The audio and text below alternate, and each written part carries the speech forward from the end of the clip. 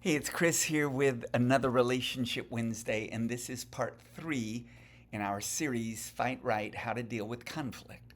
The subject is not relevant at all.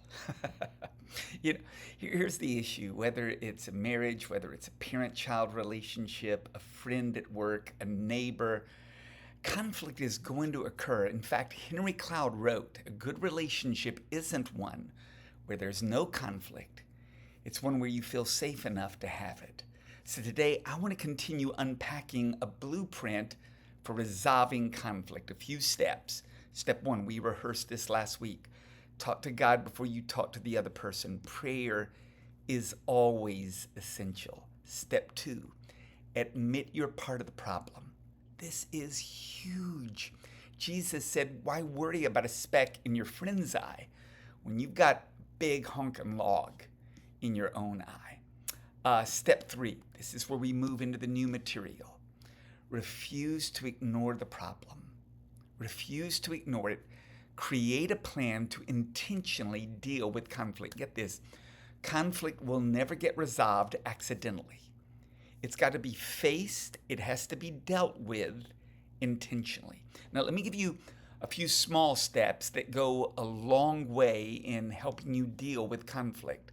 First of all, choose the right time.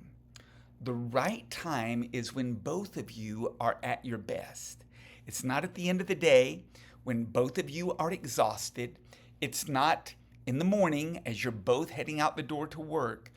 It's when you're both at your best. Choose the right time. 2, choose the right place. A place where you are alone and you can focus your attention on the other individual. 3, choose the right attitude. Remember those 4 protective walls I covered last week? Come to that situation with humility, with honor, with kindness, and with empathy.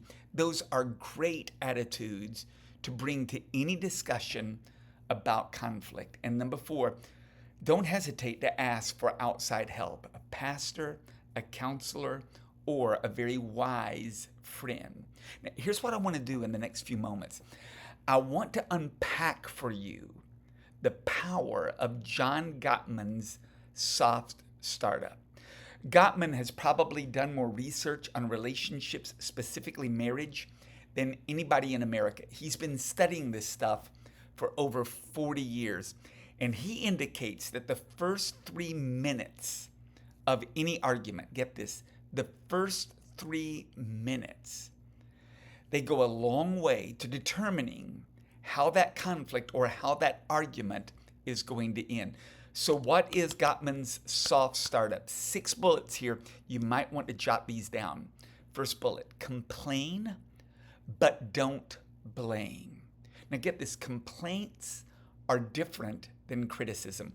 Criticism is more global, and criticism almost always involves character assassination. A complaint is very specific. It's about a certain issue, and it usually carries with it a proposed solution to that issue.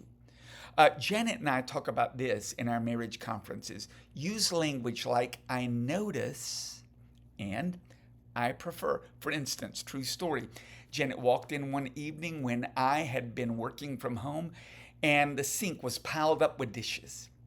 She came to me with, I notice that sometimes when I'm out to work and you're staying at home to work, you'll allow the kitchen sink to pile up with dishes. Makes me feel as if you expect me to wash them when I return home from work.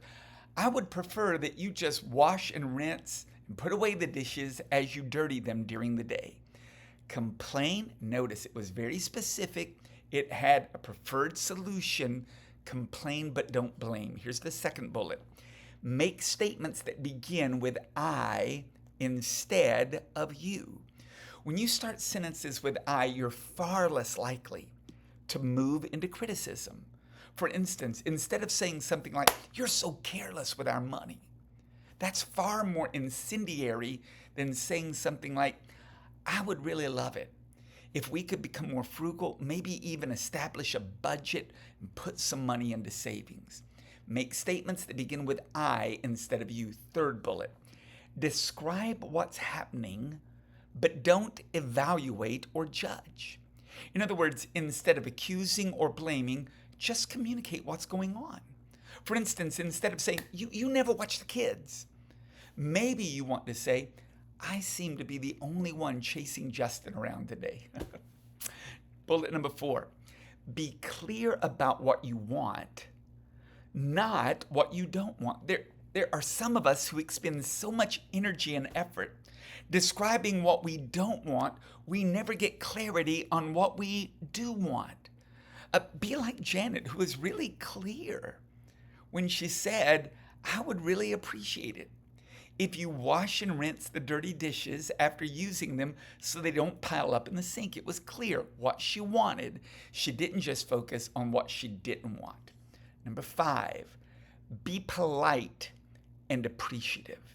Just because you have an issue that you need to discuss doesn't mean you can't demonstrate those 4 relational walls of humility, honor, kindness, empathy. I would add a few others: courtesy, respect. Don't forget, these things are essential to building great relationships. So whenever you come to address conflict, be polite and be appreciative. You never have to go into accusatory mode.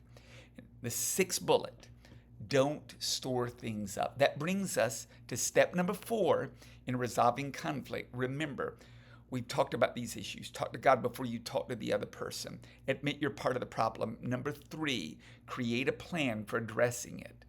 Number 4, be ready and willing to forgive. Here's Ephesians 4:32 on the subject. Be kind and compassionate to one another, forgiving each other just as in Christ God forgave you. The Message reads something like this. That passage, by the way, shows up in Ephesians 4:32 and in Colossians 3:13. And the Message renders it like this: forgive as quickly and thoroughly or completely as the Master forgave you. C.S. Lewis said it like this: to be a Christian means to forgive the inexcusable because God has forgiven the inexcusable in you. I know that's true of me. I bet you can admit it's true of you. We've got to bring forgiveness to the table. And here's step number 5. Remember the goal. Remember the goal. The goal is not to win the argument. Hey, if your goal is to win the argument, that indicates something about you. It indicates that you're likely stuck in immaturity or you're stuck in selfishness. The goal is not to win the argument. The goal is always to restore the relationship. By the way, do you realize this? According to John Gottman, this was really freeing to Janet and myself. According to John Gottman, 69% of marriage problems are perpetual. That means they'll never be resolved. But Gottman says, contrary to many counselors who say a marriage can't thrive despite those differences, he says we've learned that marriages can not just survive, but they can thrive if couples can move towards understanding and realize the goal is restoration. This sounds a lot to me like James 3:17, where James writes, the wisdom from above is, first of all, get this, pure. It's peace-loving. It doesn't love conflict. It loves peace.